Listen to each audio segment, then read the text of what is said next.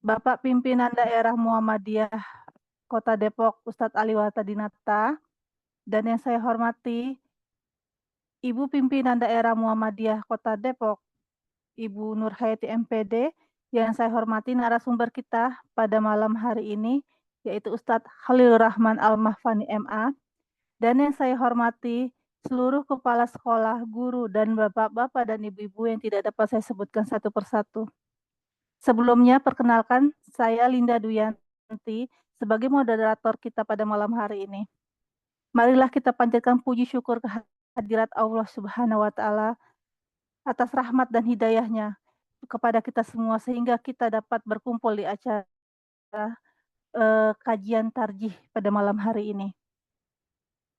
Sholawat serta salam kita junjungan kepada Nabi besar Muhammad SAW beserta keluarga dan para sahabatnya. Sehingga begitu juga pada kita yang setia mengikuti taat dan mengikuti jejak dan langkahnya. Para hadirin yang dirahmati oleh Allah, sebelumnya untuk memulai acara kita pada malam hari ini, marilah kita sama-sama awali dengan membaca lafaz basmalah. Bismillahirrahmanirrahim. Untuk menuju ke acara inti kita, marilah sama-sama kita simak dan dengarkan materi dari narasumber kita pada malam hari ini, Ustadz Khalilur Rahman Al-Mahfani, yang temanya berjudul PHIWM ya Ustadz ya. Kepada Ustadz kami persilahkan. Ustadz, maaf bisa dimulai Ustadz.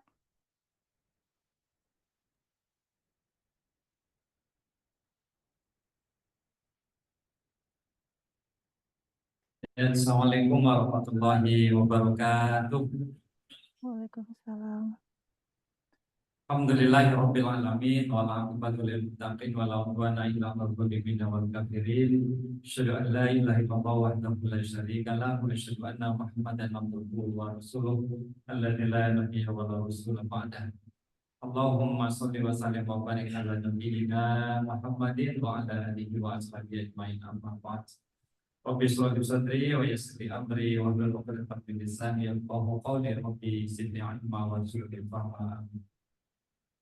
Jamaah Masjid Al-Baqi Nur yang dirahmati oleh Allah Subhanahu wa Ta'ala, wabil khusus para orang tua kita, para guru kita, takmir masjid, pimpinan persyarikatan, wabil akhos orang tua kita, Ayahanda Haji Gus Yahya. Kita doakan mudah-mudahan beliau senantiasa dikuatkan dan disebabkan oleh Allah Subhanahu wa Ta'ala. Dan kami sampaikan khidmat yang luar biasa kepada Ketua Pimpinan Daerah Muhammadiyah Kota Depok, Haji Ali Watadinata, yang menyertai pengajian kita jauh di sana, jauh secara fisik tapi dekat di hati. Dan juga para rekan-rekan guru, rekan-rekan Pemobali, pimpinan Aisyah, pimpinan Muhammadiyah tanpa menyebut nama, yang saat ini kita bersama-sama hadir mengikuti kegiatan kajian yang diadakan oleh pimpinan daerah Muhammadiyah Kota Depok. Dalam hal ini difasilitasi oleh Majelis Tarjih bekerja sama dengan Pemobali Muhammadiyah Kota Depok. Terima kasih Bu Linda sebagai MC memberikan kesempatan kepada kita. Sejatinya kita mintakan kata sambutan dari Ketua PDM. Nanti mungkin setelah saya menyampaikan materi. Saya nggak lama menyampaikan materi ya, apalagi terkait dengan pedoman hidup Islami warga Muhammadiyah yang insya Allah kita semua harus memahami dengan sebaik-baiknya. Bapak Ibu sekalian yang dirahmati oleh Allah Subhanahu wa Ta'ala, ini saya belum bisa share materi Kang Dadang. Siap. Nah, kalau ada boleh dikirimkan. Di antara syukur yang harus kita optimalkan dalam kehidupan kali ini adalah bahwa kita menjadi keluarga besar Muhammadiyah yang jaminannya masuk surga bersama-sama dengan Muhammadiyah ini. Kita mengantarkan umat Islam ke pintu gerbang Jannatul Naim dengan keriduan Allah Subhanahu wa Ta'ala yang Maha Rahman dan Maha Rahim. Yang dengan nikmat Muhammadiyah ini kita bisa menjadi kekuatan yang luar biasa. Bulan November ini kita akan milad yang keberapa, Pak? Yang ke-112, 1 abad lebih. Dan Muhammadiyah akan terus eksis sebagaimana mentari tiada henti menyinari bumi. Bisa jadi kita terlelap di satu malam, namun hakikat matahari tidak berhenti dari fungsinya menyinari matahari. Menyinari.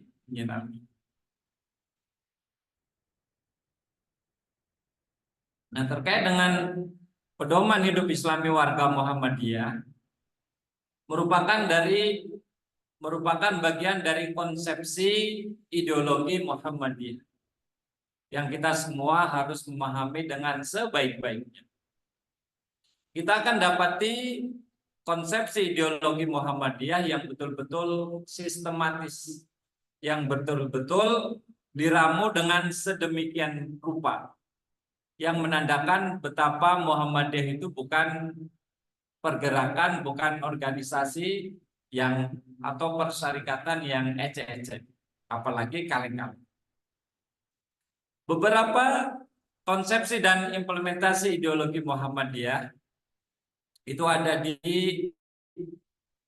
Muqaddimah Anggaran Dasar Muhammadiyah, ada di Matan Kepribadian Muhammadiyah, ada di Matan Keyakinan dan Cita-cita Hidup Muhammadiyah, kemudian ada di Pedoman Hidup Islami Warga Muhammadiyah, dan yang terakhir adalah Risalah Islam Berkemajuan. Di antara konsepsi dan implementasi ideologi Muhammadiyah, kita dapati apa yang dimaksud dengan pedoman hidup Islami warga Muhammadiyah. Pedoman hidup Islami warga Muhammadiyah merupakan kado muktamar, ya, kado muktamar Muhammadiyah yang ke-44 di Yogyakarta, di Jakarta. Berupa seperangkat nilai dan norma Islami yang bersumber pada Al-Quran dan Sunnah untuk menjadi pola bagi tingkah laku warga Muhammadiyah dalam menjalani kehidupan sehari-hari, sehingga terwujud kepribadian Islami sehingga tercermin kepribadian Islami menuju terwujudnya masyarakat Islam yang sebenar-benarnya.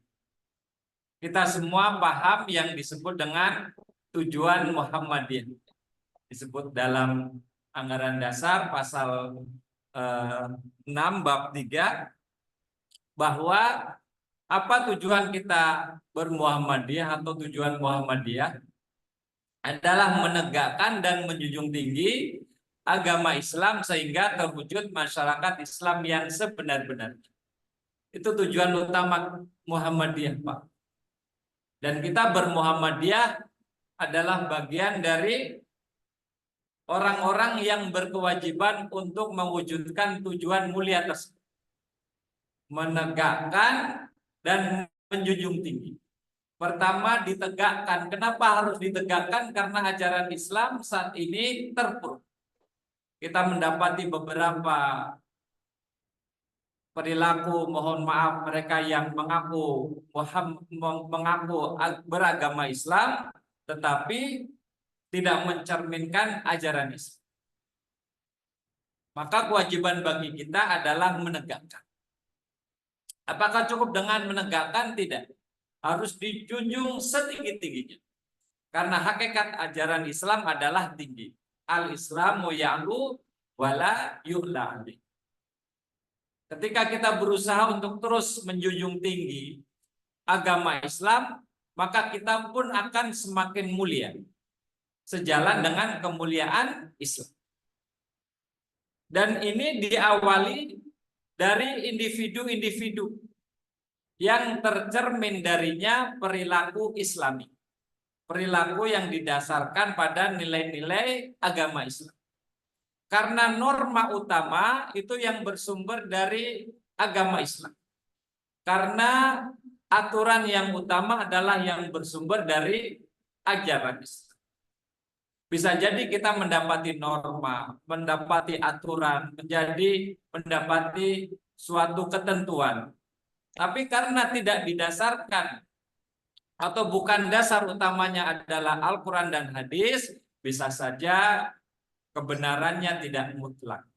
Bisa saja kebenarannya hanya diakui oleh segelintir orang, tapi tidak keseluruhan. Mohon maaf, contoh kecil saja. Terkait dengan upaya untuk melestarikan kebudayaan.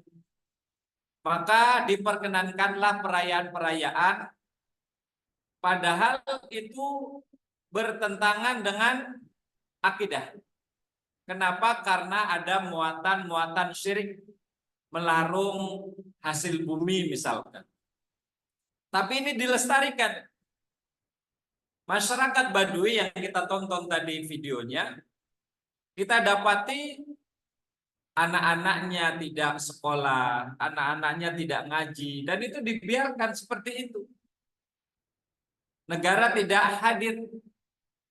Dalam rangka apa? Katanya melestarikan kebudayaan. Padahal tidak seharusnya demikian. Nah, pedoman hidup Islam warga Muhammadiyah merupakan seperangkat nilai dan norma Islami yang bersumber pada Al-Quran dan As-Sunnah. Sehingga kita dapati ayat-ayatnya sampai 95,8%.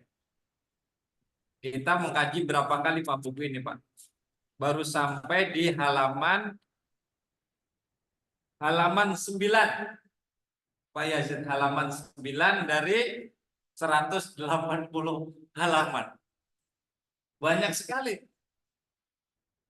Contoh kecil, kita membahas tentang kepribadian Muslim, maka kita dapati ayat-ayat yang bejibun, ayat-ayat yang banyak. Maka mudah-mudahan kita tidak bosan, Pak. Mudah-mudahan kita enggak berhenti. Mudah-mudahan kita terus bersemangat. Kenapa? Karena ketika kita mengkaji Muhammadiyah, ya mengkaji al-Islam. Ketika kita bermuhammadiyah berarti kita berislam. Ya Kiai Haji Ahmad Dahlan menyampaikan bahwa ya kita masuk Muhammadiyah ya masuk Islam. Bermuhammadiyah ya berislam. Maka harus kafah. Udkhulu fi Muhammadiyah kafah. Ini jangan pula saya dibilang menyetir ayat, bukan. Maksudnya bahwa kita harus totalitas di dalam bermuhammadiyah. Diawali dengan pemahaman kita yang utuh tentang Muhammadiyah, kemudian sifat dan sikap kita yang baik terkait dengan jati diri Muhammadiyah, kemudian semangat kita di dalam mengurus dan mengelola Muhammadiyah dan amal usahanya. Nah, tujuannya adalah terbentuknya perilaku individu dan kolektif. Jadi nggak cukup dengan individu Pak, tapi juga jamaah. Kolektif. Kita ngaji kalau sendirian nggak enak Pak. Walaupun kata Muallim Usman ya Pak Haji seringkali sampaikan, walaupun yang ngaji 1 orang, walaupun yang ngaji 2 orang tetap ngaji. Tapi beda Pak. Kalau ngajinya bareng-bareng, semakin banyak yang hadir semakin bersemangat. Maka inilah kekuatan jamaah. Dalam kita bermuhammadiyah nggak ada istilahnya menonjolkan individu. Maka nggak ada istilahnya kultus individu di Muhammadiyah. Kita punya pimpinan, ketua. Insya Allah hari Kamis ada kegiatan di Rawamangun. Ya, kebetulan saya panitianya juga. Ya kita dapati kesajaan yang luar biasa, yang luar biasa. Nah, terbentuknya perilaku individu dan kolektif seluruh anggota Muhammadiyah yang menunjukkan keteladanan yang baik, uswah hasanah. Kalau kita ingin mempunyai uswah yang baik, yang bisa dituntun, bisa ditiru oleh siapa, oleh anak-anak kita, keluarga besar kita, masyarakat kita, jamaah kita. Tentunya kan kita harus menjadi individu yang memang pantas untuk dicontoh, ya Pak. Betul? Kita ngomong sampai berbusa-busa tentang ayo ke masjid, ayo ngaji. Kita nggak ke masjid, nggak ngaji, ya bohong. Kita nyuruh jamaah supaya apa? Bertutur kata yang baik, yang santun. Kita mencaci maki di sosial media misalkan dan lain-lain sebagainya. Kita menuntunkan kepada jamaah bahwa kita adalah individu-individu yang memang pantas untuk memberi tuntunan. Kenapa? Karena di dalam kita berkehidupan ada misi ilahiyah, Pak. Misi ketuhanan dan misi nubuah atau misi kenabian. Jadi mulia hidup kita, Pak. Ya, hidup kita luar biasa mulia. Maka kalau kita baca apa yang maksud dengan ibadah dalam himpunan putusan majelis tarjih, itu kita dapati at-taqarrub ilallah, upaya untuk mendekatkan diri kepada Allah, segala upaya untuk mendekatkan diri kepada Allah Subhanahu wa taala. Dengan cara apa? Yang pertama bimtisali awamirihi, dengan berusaha semaksimal mungkin menjalankan segala perintah Allah. Yang kedua wastinabun nawahihi, menjauhi segala larangan Allah Subhanahu wa taala. Wal amila bima adzina bihi syar'i, dan kita hanya melakukan hal-hal yang diizinkan oleh Allah Subhanahu wa taala. Kalau kira-kira Allah nggak suka, kira-kira Allah tidak ridho, kita nggak lakukan, Pak. Kalau kira-kira Allah murka, kira-kira Allah demen, kita nggak lakukan. Karena hakikat hidup ini mencari ridho Allah. Ya betaghuna fadlan minallahi wa ridwana, mencari karunia Allah dan ridhonya. Ya buat apa kita punya harta benda berlimpah kalau Allah tidak ridho? Ya kan Pak? Bu? Buat apa kita punya ilmu yang tinggi, berbagai macam gelar kita dapati, tetapi Allah Subhanahu wa taala tidak ridho? Jadi inti dari kehidupan ini adalah mencari ridho Allah Subhanahu wa taala. Jadi terbentuknya perilaku individu dan kolektif seluruh anggota Muhammadiyah yang menunjukkan keteladanan yang baik, uswah hasanah. Seringkali kita menjadi individu, mohon maaf, yang hanya bisa menunjukkan keteladanan pada sosok orang lain, sementara di sosok kita kurang. Tuh kayak teman kamu tuh rajin ngaji, sono ngaji. Bilang begitu kita ke anak kita. Kitanya nggak ngaji. Kitanya nggak ke masjid.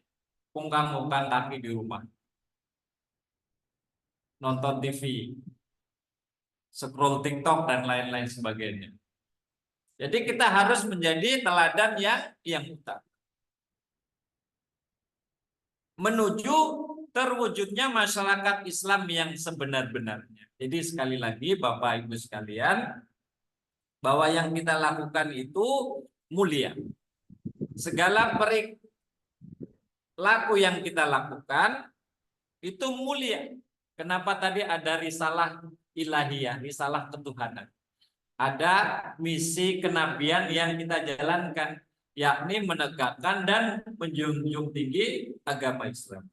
Sehingga ketika kita membaca muqaddimah, mohon maaf, membaca awal-awal dari buku Pedoman Hidup Islami Warga Muhammadiyah, maka kita akan dapati ayat yang pertama adalah surat Asy-Syura ayat 13. A'udzubillahi minasyaitonirrajim. Syara'a lakum minad dini ma wassa bihi Nuha walladzi auhayna ilaika wa ma wassayna bihi Ibrahim wa Musa wa Isa an aqimuddin wa la tatafarraqu fi. Tadi tujuan Muhammadiyah itu menegakkan dan menjunjung tinggi. Itu diilhami dari ayat ini, Pak. Diilhami dari ayat ini. Jadi an aqimuddin wala tatafarraqu fi. Menegakkan dan menjunjung tinggi agama Islam. Jadi an aqimuddin, kecil Pak ya, nggak kelihatan.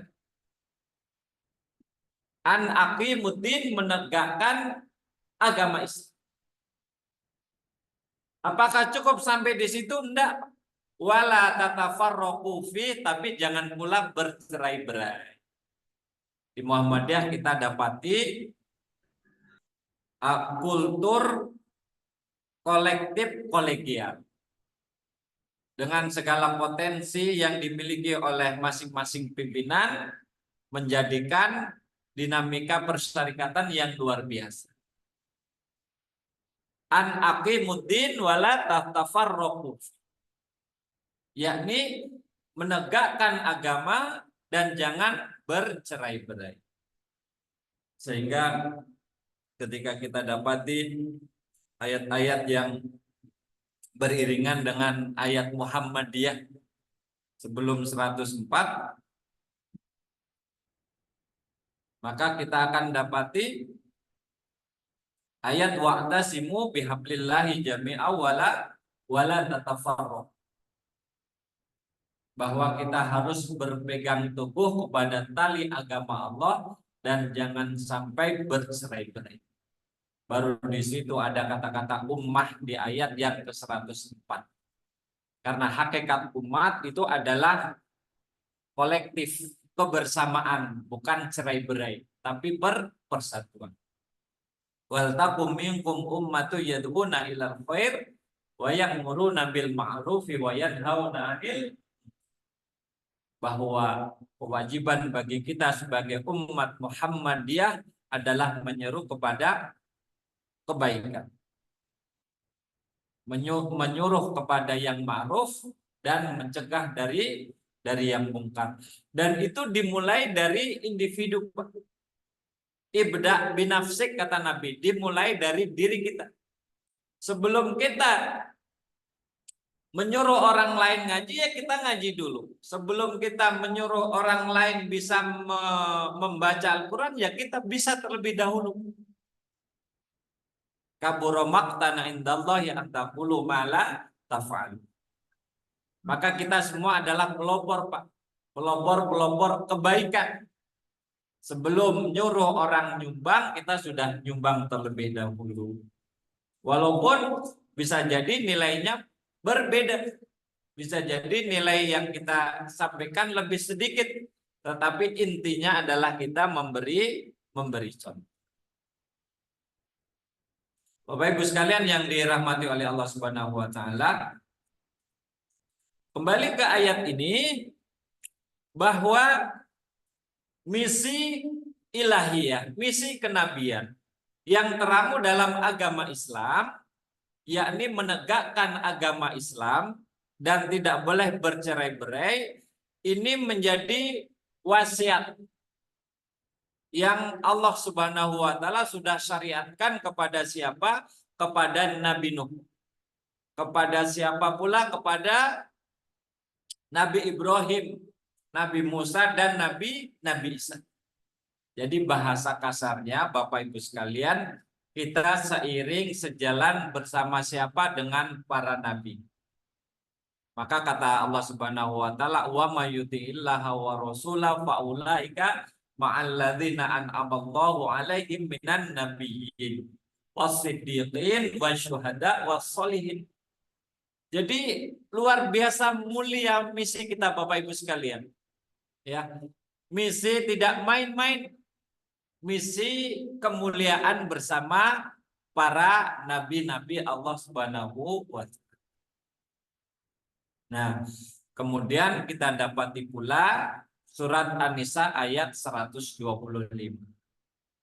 Bahwa agama Islam adalah agama yang terbaik.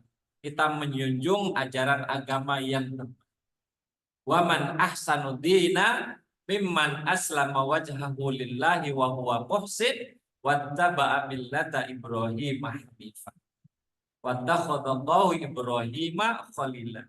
Siapakah yang lebih baik agamanya daripada yang memasrahkan dirinya kepada Allah, sedangkan dia adalah muhsin. Muhsin itu yang berbuat kebaikan dan mengikuti agama Ibrahim yang hanif, dan Allah telah menjadikan Ibrahim itu sebagai kekasih. Ketika kita ingin menjadi kekasih-kekasih Allah Subhanahu wa taala, maka gimana caranya? Menegakkan dan menjunjung tinggi agama Islam.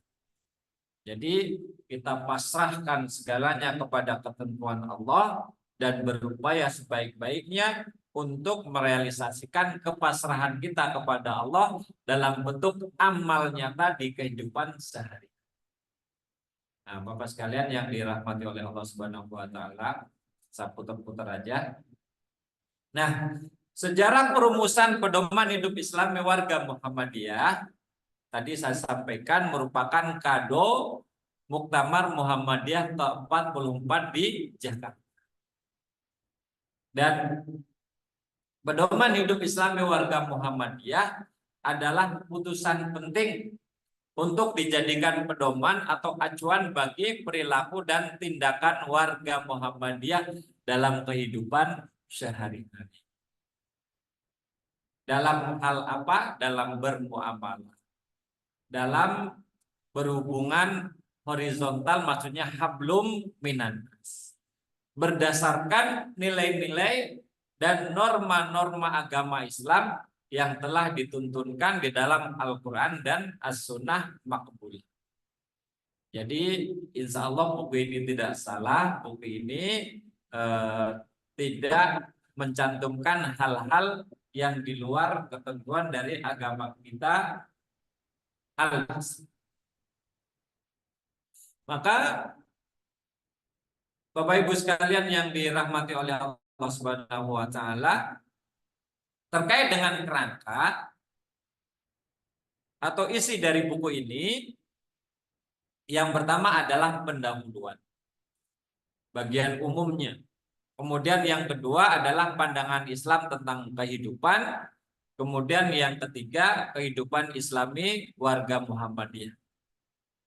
Terkait dengan kehidupan pribadi, terkait dengan kehidupan dalam berkeluarga, terkait dalam kehidupan bermasyarakat, kehidupan berorganisasi, dan terus kemudian kita akan dapati tuntunan pelaksanaan, dan bagian terakhir adalah penutup. Jadi insya Allah kita selesai berapa halaman Pak? 180 halaman. Walaupun kita baru sampai membacanya dan mengkajinya di halaman yang ke-9. Sampai hari ini kita belum pada punya bukunya. Mungkin bisa kita upayakan supaya kita pada punya. Nah, kita ke agama Islam. Di antara rumusan dalam buku Pedoman Hidup Islami Warga Muhammad. Jadi agama Allah yang diwahyukan kepada Rasul sebagai hidayah dan rahmat Allah bagi umat manusia sepanjang masa, yang menjamin kesejahteraan hidup material dan spiritual, duniawi dan ukhrawi. Manusia Allah beri bekal yang luar biasa yang disebut dengan fitrah. Fitrah di sini adalah potensi ketuhanan. Potensi bahwa kita adalah makhluk yang butuh dengan kekuatan yang maha dahsyat yang bisa mengendalikan kehidupan kita, yakni Tuhan Allah Subhanahu wa taala. Dan Allah Subhanahu wa taala anugerahkan kepada kita semua juga akal. Yang dengan akal ini manusia bisa mengeksplor alam raya ini sebagai bagian dari tugas kekhalifahannya. Ya ma'syarul jinni wal insi man istata'tum an tanfudhu min aqtaris samawati wal ardh fanfudhu la tanfudhuna illa bisultan.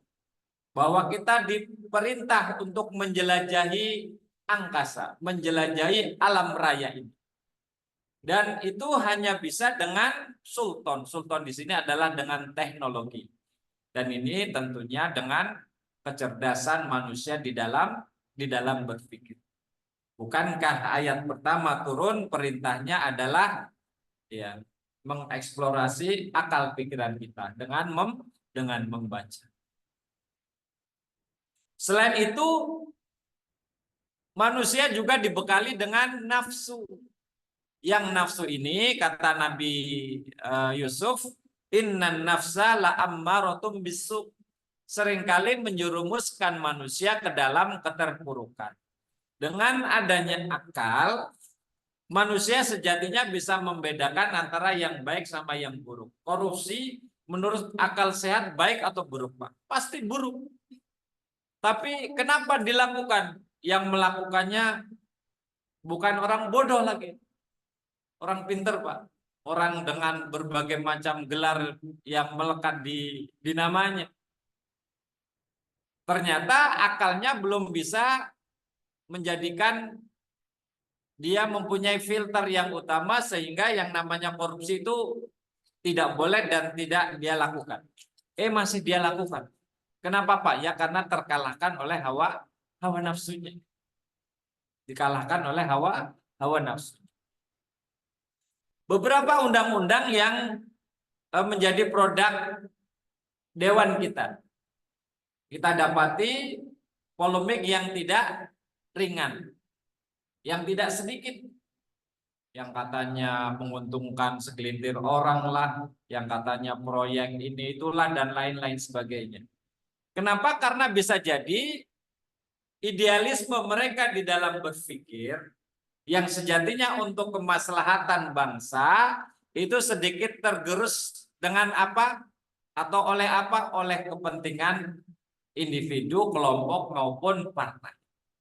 Sehingga mau nggak mau yang dikorbankan apa, Pak? Ya kepentingan rakyat. Disinilah nafsunya lebih mendominasinya. Nah, supaya manusia tidak tergerus oleh buruknya dorongan hawa nafsu, maka Allah berikan filter yang utama, bimbingan yang utama berupa wahyu. Makanya dari awal tadi saya bilang bahwa kita ini berkehidupan dalam rangka apa? Menjalankan misi ketuhanan, menjalankan misi kenabian. Aturan-aturan yang kita buat bisa saja bertentangan dengan ajaran-ajaran al-Islam. Maka dari itu ajaran Islam itu harus kita munculkan. Karena ini menjadi kebenaran yang hakiki, kebenaran yang mutlak. Seringkali kita mencintai sesuatu padahal itu buruk buat kita. Seringkali kita membenci sesuatu padahal itu baik buat kita. Ya kan, Pak? Nah, kita seringkali melakukan sesuatu yang sesuai dengan keinginan kita, yang kita rasa baik, yang kita rasa senang, yang kita rasa itu bagus, padahal belum tentu. Wa asa an takrahu syai'a wa huwa khairul lakum. Kadangkala kita membenci sesuatu padahal itu baik buat kita. Jamu nih, Pak. Mana enakan jamu atau sirup, Pak? Apalagi siang-siang itu kan. Enak sirup pakai es ya. Wah, luar biasa enaknya. Tapi apakah baik buat tubuh? Belum tentu, Pak. Jamu yang menurut kita pahit, enggak enak, ternyata lebih menyehatkan. Wa asa an tuhibbu syai'a wa huwa syarrul lakum. Dan bisa jadi kita menyukai sesuatu padahal itu buruk bagi kita. Makanya di sini dirumuskan bahwa agama Islam diwahyukan kepada para rasul sebagai hidayah dan rahmat bagi manusia sepanjang masa yang menjamin kesejahteraan hidup material maupun spiritual, duniawi dan ukhrawi. Jadi dengan berislam yang sebenar-benarnya akan menjamin kemaslahatan. menjamin kebaikan, menjamin kebahagiaan di dunia dan di akhirat. Maka kata Allah Subhanahu wa taala tadi di sini, waman ahsanu dinam mimman aslama wajhahu lillahi wa huwa muhsin wattaba'a millata Ibrahima hanif. Jadi agama Islam, agama yang menjamin kesejahteraan manusia di dunia dan di akhirat, adalah agama yang betul-betul meminta kita semua menyerahkan diri kepada Allah Subhanahu wa taala dengan setunduk-tunduknya, dengan seluas-luas. Nah, Bapak Ibu sekalian yang dirahmati oleh Allah Subhanahu wa taala, kemudian ajaran yang diturunkan Allah yang tercantum dalam Al-Quran dan Sunnah Nabi yang sahih sekarang diperluas menjadi sunnah yang makbul, berupa perintah-perintah, larangan-larangan, dan petunjuk untuk kebaikan dunia, kebaikan hidup manusia di dunia dan di akhirat. Jadi inti dari agama itu sebetulnya cuma 3, Pak. Ada yang namanya perintah, di situ cluenya adalah untuk kebaikan manusia. Yang kedua ada yang namanya larangan, di situ ada clue juga bagi manusia, yakni yang dilarang itu berarti sesuatu yang buruk. Merokok misalkan, Pak, ya kan? Ada nggak ayatnya? Secara spesifik nggak ada, hadisnya nggak ada pula. Kemudian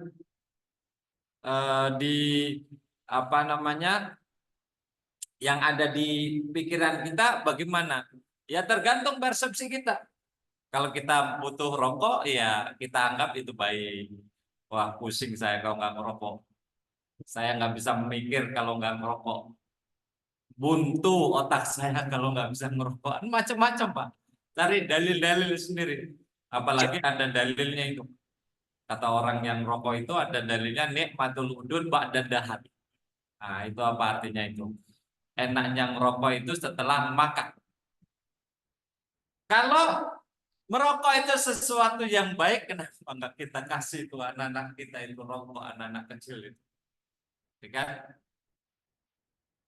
Kenapa? Karena kita yakin bahwa itu sesuatu yang enggak baik. Tapi kenapa tetap kita lakukan, kekeh kita lakukan, yaitu tadi mohon maaf, kita masih terpengaruh dan terdominasi oleh nafsu kita. Kalau pikiran kita pasti mengakui itu, Pak. Maksudnya bukan sesuatu yang baik itu, yang namanya rokok itu. Walaupun rokok itu sebetulnya nggak bahaya. Rokok itu nggak bermasalah, asal tidak ketemu api. Kalau ketemu api baru masalah. Nah, cuma 3 sebetulnya Pak inti dari agama, Pak. Perintah, larangan, dan petunjuk. Udah itu doang. Petunjuk untuk kebaikan hidup manusia di dunia dan akhirat. Nah, petunjuk kita mengelola amal usaha. Petunjuk kita dalam berkehidupan secara individu, bermasyarakat. Itu secara terperinci ada di sini, Pak, di buku ini.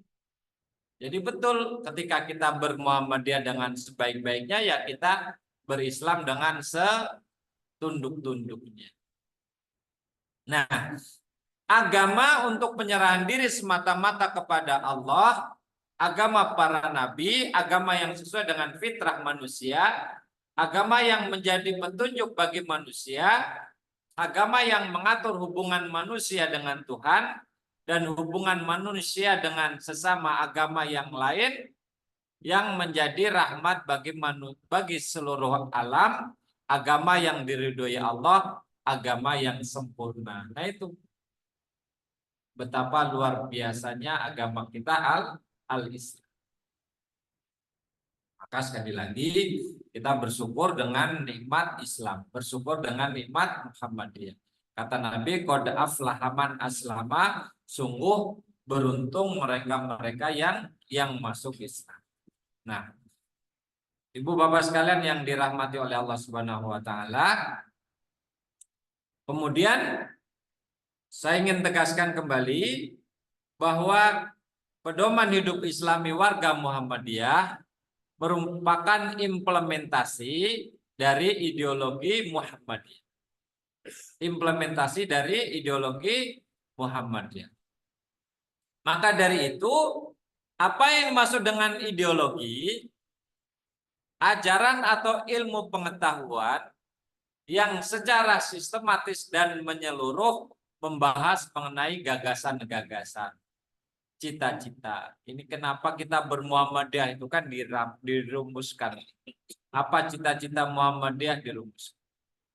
Angan-angan atau gambaran dalam pikiran. Jadi tujuan Muhammadiyah itu apa? Dan untuk mendapatkan keyakinan mengenai hidup dan kehidupan yang benar dan tepat. Sehingga kita yakin, Pak. Yakin dengan gagasan-gagasan yang dimiliki oleh Muhammadiyah. Yakin dengan cita-cita. Nah, karena keyakinan ini, kita berusaha semaksimal mungkin untuk merealisasikannya. Untuk mewujudkannya. Kalau kita nggak yakin dengan Muhammadiyah, ya kita nggak bakalan capek-capek ngaji malam-malam gini, Pak. Nggak perlu capek-capek ngurusin masjid, ngurusin sekolah, ngurusin persyarikatan. Ya karena kita yakin bahwa itu adalah kemuliaan. Nah, ideologi berarti keyakinan hidup yang mencakup apa? Nomor satu, pandangan hidup. Maka kalau kita baca Muqaddimah Anggaran Dasar, kita dapati di antara konsepsi ideologi kita bermuhammadiyah adalah bahwa hidup manusia harus berdasarkan tauhid.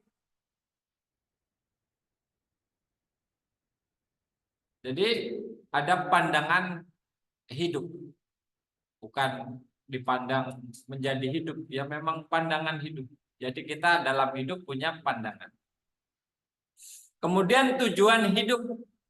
Tujuan kita berkehidupan apa? Tersebut di dalam Muqaddimah juga, bahwa maka dengan Muhammadiyah mudah-mudahan dapatlah umat Islam dihantarkan ke depan pintu gerbang Jannatun Naim dengan karunia, dengan keriduan Allah yang Maha Rahman dan Maha Rahim. Kemudian ajaran dan cara yang dipergunakan untuk melaksanakan pandangan hidup dalam mencapai tujuan hidup tersebut. Contoh, hidup manusia berdasarkan tauhid, maka tauhidnya harus kokoh. Maka ada buku kuliah tauhid itu yang bagus, yang dikarang oleh Buya Yunahar Ikhlas, Yunahar Ilyas, ya kita baca dengan sebaik-baiknya. Tauhid kita kokoh, sehingga ibadah kita pun baik. Ketika ibadah kita baik, maka akan menelurkan akhlak yang mulia, akhlak yang benar. Nah, sehingga ideologi Muhammadiyah itu apa? Sistem keyakinan, cita-cita dan perjuangan Muhammadiyah untuk mengimplementasikan ajaran Islam dalam kehidupan umat melalui gerakan sosial keagamaan. Jadi Muhammadiyah itu bukan gerakan politik. Jadi gerakan sosial keagamaan yang juga diperluas dalam bidang apa? Dalam bidang pendidikan, dalam bidang kesehatan. Karena dua ini bagian dari gerakan sosial keagamaan. Jadi Ibu Bapak sekalian yang dirahmati oleh Allah Subhanahu wa taala, ideologi Muhammadiyah adalah sistem keyakinan, cita-cita dan perjuangan Muhammadiyah untuk mewujudkan ajaran Islam dalam kehidupan umat melalui gerakan sosial keagamaan. Jadi nggak sekedar apa istilahnya itu, nggak sekedar apa istilahnya Pak, wacana, tapi memang betul-betul terimplementasi, nggak omong kosong Pak. Ada teman-teman kita di luar sana, dakwahnya itu kembali kepada sunnah, kembali kepada Al-Quran dan As-Sunnah. Tapi kaku, hanya untuk kalangan mereka, hanya untuk mereka-mereka yang berpaham sama. Sementara kita tidak Pak. Bahkan dakwah kita menyentuh mereka-mereka yang berideologi lain. Bahkan perjuangan kita menyentuh mereka-mereka yang beragama lain, Pak. Universitas Muhammadiyah Sorong itu berapa persen mahasiswa yang non-muslim, Pak?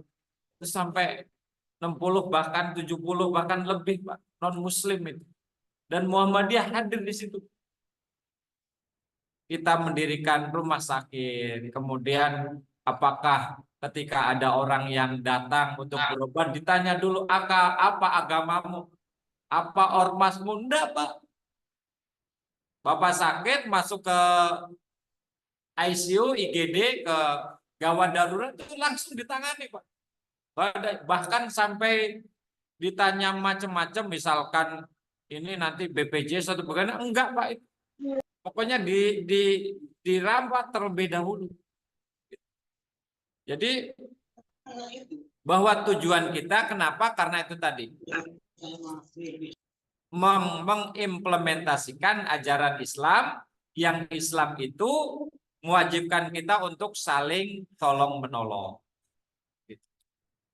Dan tolong menolongnya itu tidak apa istilahnya, tidak gombal tadi, Pak, tetapi betul-betul terbukti nyata dalam kehidupan sehari-hari. Nah, Bapak Ibu sekalian yang dirahmati oleh Allah Subhanahu wa taala, kemudian kita berideologi pun ada landasan normatifnya. Kenapa dipilihkan kata-kata Muhammadiyah, enggak Muhammadi, Pak? Awalnya kan Muhammad, ditambah ya nisbah. Kalau Islam Islami, Batak Bataki, Sunda Sundawi, Indonesia Indonesia, Indonesi gitu, Pak. Itu namanya ya nisbah. Ya nisbah. Tapi ada penambahan tak marbuta di situ. Yang diantara fungsi dari ya nisbah dia menjadi sifat. Kenapa? Karena ada kata-kata umat, Pak. Sehingga ada tamar butonya di sini. Ummatun yad'una ilal khair. Jadi bukan Muhammadi tapi Muhammadiyah. Kenapa? Karena isim mausufnya itu adalah umat. Jadi umat, bukan kaum. Ya, bukan kaum. Beda sama kaum, Pak. Di dalam Al-Qur'an itu nggak ada istilahnya kaum muslimin, itu nggak ada. Kaum kafir ada, kaum yang zalim ada, kaum munafik ada, Pak. Tapi kaum muslimin nggak ada, Pak. Kenapa? Karena umat Islam seluruh dunia itu sama, ya, dalam tanda kutip sama. Nah, kita menjadi umat terbaik kapan? Ketika kita beramar ma'ruf nahi mungkar. Dan amar ma'ruf nahi mungkar yang utama adalah itu tadi, mengimplementasikan ajaran Islam dalam gerakan umat, dalam kehidupan umat melalui gerakan sosial keagamaan. Maka dari itu Bapak Ibu sekalian yang dirahmati oleh Allah Subhanahu wa taala, kita harus memahami dengan sebaik-baiknya apa yang disebut dengan pedoman hidup Islami warga Muhammadiyah. Mudah-mudahan pimpinan Ratib bisa stok buku lah di sini ya, Pak, kita baca bareng-bareng. Nah, Bapak Ibu sekalian yang dirahmati oleh Allah Subhanahu wa taala, ini tadi saya sebutkan tujuan PHBM, terwujudnya perilaku individu dan kolektif seluruh anggota Muhammadiyah yang menunjukkan keteladanan yang baik menuju terwujudnya masyarakat Islam yang sebenar-benarnya.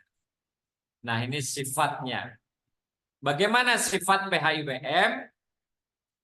Mengandung hal-hal yang pokok, prinsip dan penting dalam bentuk acuan nilai dan norma. Contohnya adalah tentang apa itu agama Islam, apa itu kehidupan. Hakikat kehidupan itu apa? Rumusan kehidupan yang dimaksud itu seperti apa? Itu adalah hal-hal yang pokok. Kemudian yang kedua, bersifat pengayaan dalam arti memberi banyak hasanah untuk membentuk keluhuran dan kemuliaan rohani dan tindakan. Misalkan di sini disebutkan bahwa Dengan pengamalan Islam yang sepenuh hati dan sungguh-sungguh, maka terbentuk manusia muslimin yang memiliki sifat-sifat yang utama, yakni kepribadian muslim, kepribadian mukmin, kepribadian muhsin, kepribadian muttaqin. Dan ini dijabarkan, penjabarannya melalui apa? Melalui ayat-ayat. Jadi yang dimaksud dengan mukmin itu apa? Yang disebut dengan muslim itu apa? Yang disebut dengan muttaqin itu apa? Jadi sifatnya adalah pengayaan. Dalam arti memberi banyak khazanah untuk membentuk keluhuran dan kemuliaan rohani dan tindakan. Kemudian yang ketiga, aktual, yakni memiliki keterkaitan dengan tuntunan dan kepentingan kehidupan sehari-hari. Bagaimana kita meniti kehidupan menjadi pribadi, kemudian menjadi pribadi yang punya tanggung jawab di keluarga. Kemudian bagaimana kita berkehidupan di masyarakat, bagaimana kita berorganisasi, bagaimana kita mengelola amal usaha dan lain-lain sebagainya. Kemudian memberikan arah bagi tindakan individu maupun kolektif yang bersifat keteladanan. Bahwa yang namanya muslim itu bagaimana? Penyerahan diri kepada Allah seperti apa? Itu digambarkan dengan sejelas-jelasnya, Pak. Kemudian ideal, yakni dapat menjadi panduan umum untuk kehidupan sehari-hari yang bersifat pokok dan utama. Contoh kecil, Pak, terkait dengan ya, amal usaha. Amal usaha Muhammadiyah adalah salah satu usaha dari usaha-usaha dan media dakwah persyarikatan untuk mencapai maksud dan tujuan persyarikatan. Masih tetap, Pak. Jadi kita berindividu pun tujuannya menegakkan dan menjunjung tinggi agama Islam.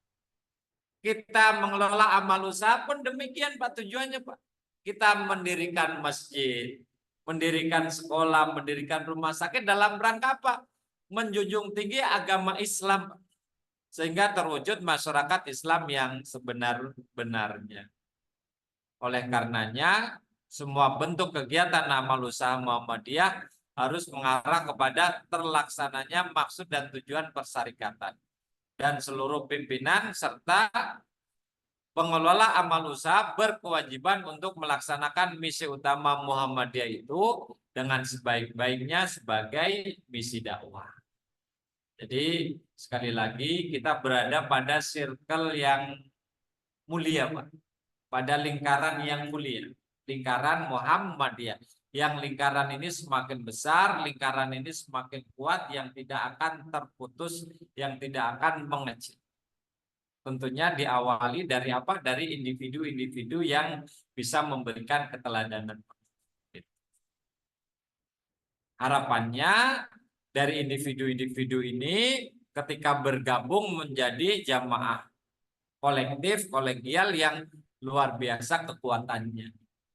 Ketika seseorang dengan segala keteladannya bisa memberikan pencerahan yang luar biasa, apalagi kalau kita bersama-sama berjamaah.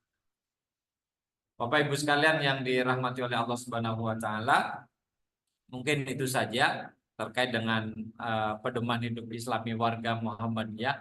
Memang harus sering kita sampaikan, harus sering kita kaji. Harapannya kita bisa memahami dengan sepaham-pahamnya. Untuk selanjutnya kita implementasikan dalam kehidupan sehari-hari dalam rangka apa?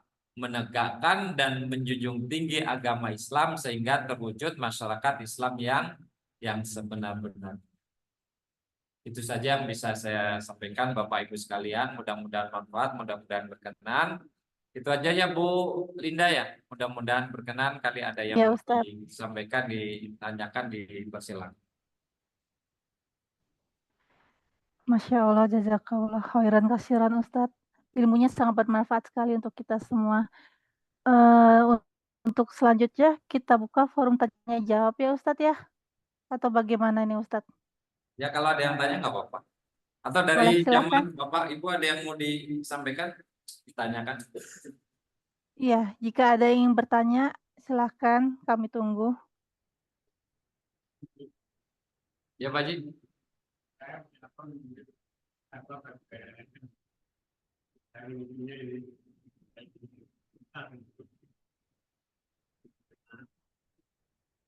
Iya Pak. Pesan ke Ustadz Putra. Iya. Nah, atau kalau sama Ustadz Putra aja. Ya, Ustadz Putra banyak banyak stok ya. Kang Dadang, ingin bertanya Kang Dadang, silakan Kang Dadang. Ustadz Dadang, silakan. Iya. Cuma memang bukunya kan kecil ya. Ustadz Nafan, Kalau di Ustadz Nafan. ya, Ustadz Dadang ingin bertanya nih, ya silakan. Ustadz. Ya, Assalamualaikum warahmatullahi wabarakatuh, Ustaz.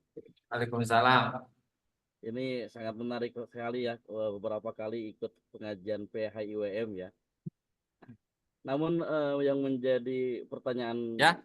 di benak saya itu, ini kan secara teoritis sudah sangat sempurna ya melalui PHIWM ini ya. Nggak kedengar suaranya. Apa kurang jelas ya, Ustaz ya? Ya, Oke. Menarik sekali ya kalau misalnya kita semua seluruh anggota persyarikatan memahami dan mengamalkan PHWM ini, tentunya Muhammadiyah itu akan lebih menyinari lagi gitu ya. ya. Namun yang jadi PR adalah mungkin pertanyaannya ini untuk KMMD atau tim mubalik yang lainnya ya. Bagaimana cara meningkatkan kesadaran atau meningkatkan jiwa Muhammadiyahnya itu untuk ke seluruh anggota persyarikatan, Ustaz. Kalau secara teori kan mungkin udah sangat komplit sekali nih di buku ini kan gitu. Ya. Namun secara kesadaran, secara implementasi saya melihat masih kurang gitu, Ustaz. Terima kasih. Ya. Ya, kan ada ayatnya itu, bukan ayat ya. Udkhulu fi Muhammadiyah kafah. Udah itu aja Bang Dadang. Pokoknya kita harus kafah lah dalam bermuhammadiyah. Menunjukkan keteladanan, itu yang utama. Ketika kita dapati ketidakpasan dalam sikap yang didapati oleh anggota persyarikatan, ya kita sama-sama mengingatkan. Kita sama-sama memberikan pencerahan kepadanya bahwa di antara amanah bermuhammadiyah adalah tawasau bil haq, tawasau bis sabr. Jadi kita harus saling menguatkan, saling mengokohkan. Bukankah Allah Subhanahu wa taala berfirman di ayat terakhir dari surat Ali Imran, ya ayyuhalladzina amanu sabiru wasabiru warabitu. Jadi wahai orang-orang yang beriman, isbiru, bersabarlah, wasabiru, dan salinglah menguatkan kesabaran, warabitu, dan kokohkanlah hubungan kalian. Jadi memang kita nggak boleh cerai-berai Kang Dadang. Jadi kita sesama warga persyarikatan itu nggak ada lah dia mah apaan, lah dia pimpinan apaan, dia ngurus apa di Muhammadiyah, paling kayak gitu, nggak boleh.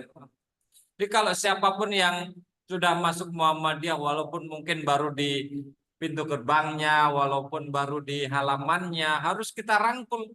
Jangan dicela, jangan dicerca. Kita mendapati guru mungkin belum ideal, belum yang sebagaimana kita harapkan. Tetapi guru Muhammadiyah menurut hemat saya itu yang terbaik. Yang terbaik. Pak Yazid, kita punya guru. Rata-rata guru kita gajinya itu berapa? 1,5. Rata-rata itu. Setiap hari dari jam berapa? Jam 6:30 sampai jam 2:30. Yang diurusin anak-anak, Pak. Yang kita lagi ngajar, lari ke sana kemari, dan lain-lain sebagainya. Dan itu anak orang, Pak.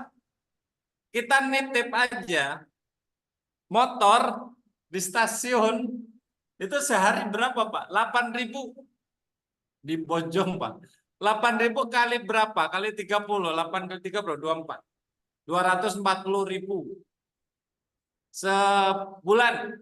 Itu motor nggak diapa-apain, kotor. Kalau kehujanan ya kehujanan, nggak ada istilahnya motornya jadi kinclong dan sebagainya, enggak itu. Tapi ini anak kita titipkan, dan anak kita yang tadinya nggak tahu apa-apa menjadi banyak tahu. Ya karena guru kita, Pak. Jadi guru kita mungkin kita dapati ada sifat yang kurang terlalu ideal, misalkan ada beberapa hal yang mungkin kita kurang demenin, tapi Guru-guru Muhammadiyah itu menurut hemat saya guru-guru yang paling hebat. Yang nggak didapati di luar sana selain guru-guru kita. Yang kalau kita sebagai guru walaupun sudah nggak ngajar, walaupun sudah nggak di sekolah, itu masih care, Pak. Masih peduli, Pak. Masih WA-an sama orang tua, masih komunikasi dengan anak murid dan lain-lain sebagainya. Maka Kang Dadang jangan sampai kita mencela, mencerca anggota persyarikatan atau siapapun yang sudah masuk Muhammadiyah walaupun belum sesuai dengan PHIWM. Jadi itu penting itu. Jadi harus dia mah ngurus apaan? Jangan sampai begitu. Jadi jangan dicela. Harus kita support, harus kita dorong. Maka disinilah pentingnya seperti Majelis Pembinaan Kader. Pentingnya Majelis Dikdasmen dalam upaya apa meningkatkan kapasitas dan kapabilitas kita sebagai pengelola amal usaha. Itu Kang ya. Mungkin itu aja Bu Linda. Mudah-mudahan Iya, manfaat, Ustadz. mudah-mudahan berkenan. Ini jamaah Amin ya kita Rabbal di Alamin. Kelompok Hindun juga sudah mulai santai-santai. Itu aja, mudah-mudahan manfaat, mudah-mudahan berkenan. Kita bermohon kepada Allah kiranya Allah Subhanahu wa taala mengistiqomahkan kita semua dalam bermuhammadiyah. Allah kuatkan keyakinan kita bahwa Muhammadiyah adalah satu-satunya pergerakan yang insya Allah bisa mengantarkan kita kepada surga Jannatul Naim. Dan mudah-mudahan Allah menjaga para orang tua kita, menjaga para pimpinan kita, menyehatkan para pimpinan kita, para orang tua kita, dan mengistiqomahkan kita semua dalam kebaikan. Allah sehatkan badan kita, Allah jauhkan kita semua dari mara bahaya dan musibah. Rabbana atina fid dunya hasanah wa fil akhirati hasanah wa qina adzabannar. Subhana rabbika rabbil izzati amma yasifun wa salamun alal mursalin walhamdulillahi rabbil alamin. Terima kasih. Nurul qalam wa mayyusrun wa basirul mu'minin. Wassalamualaikum warahmatullahi wabarakatuh. Waalaikumsalam. Waalaikumsalam warahmatullahi wabarakatuh. Baiklah Bapak Ibu sekalian, kini tiba di akhir acara. Saya sebagai pembawa acara mohon dimaafkan jika ada salah kata dalam membawakan acara kita pada malam hari ini. Untuk penutup acara kita pada hari ini, marilah kita bersama-sama membaca hamdalah. Alhamdulillahirabbil alamin. Nasrun minallah wa fatun qarib. Wa basyiril mu'minin. Wassalamualaikum warahmatullahi wabarakatuh. Waalaikumsalam warahmatullahi wabarakatuh.